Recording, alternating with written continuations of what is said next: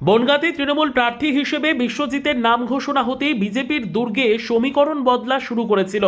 বনগাঁকে হাতের তালুর মতো চেনেন বিশ্বজিৎ, ফলে প্রচারে বেরিয়ে ঝড় তুলতে বেশি সময় নেননি। প্রতিটা প্রচার বা জনসংযোগে তার কর্মীরা যেভাবে সঙ্গ দিচ্ছে তাতে তৃণমূলের পাল্লা কতটা ভারী তা সকলেই বুঝছেন।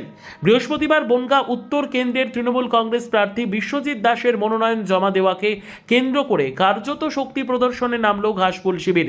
বর্ণাঢ্য শোভাযাত্রায় ঢাকের বাদ্যি আর কর্মী সমর্থকদের স্লোগানে এদিন বনগাঁর রাজপথে যেন অন্য দৃশ্য ধরা পড়ল।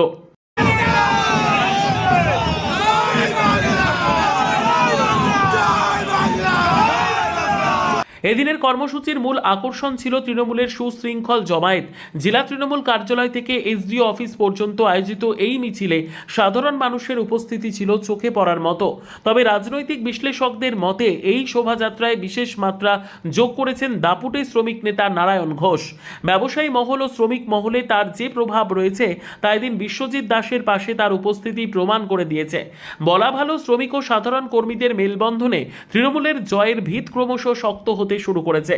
মনোনয়ন জমা দেওয়ার পর প্রার্থীর শরীরী ভাষায় ছিল প্রবল আত্মবিশ্বাস। সাংবাদিকদের মুখোমুখি হয়ে বিশ্বজিৎ দাস সপাটে ঘোষণা করেন, বিজেপি আমাদের কাছে কোনো ফ্যাক্টর নয়। আজকের এই জনজোয়ারি প্রমাণ করে দিচ্ছে বনগাঁর মাটি মমতা বন্দ্যোপাধ্যায়ের মাটি। তৃণমূল কংগ্রেস এখানে এক দুর্জয় ঘাঁটি। মানুষ কেবল মমতা বন্দ্যোপাধ্যায়ের পাশে থাকতে উদ্গ্রীব। দেখুন, এই জনজোয়ার প্রমাণ করে বনগাঁর মাটি মমতা বন্দ্যোপাধ্যায়ের মাটি।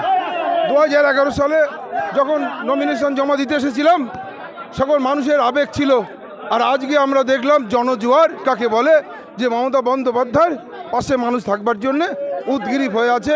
ছাত্র যুব সমস্ত ধরনের মানুষ আজকে মিছিলে নেমে প্রমাণ করেছে এ মাটি তৃণমূল কংগ্রেসের দুর্জয় ঘাঁটি।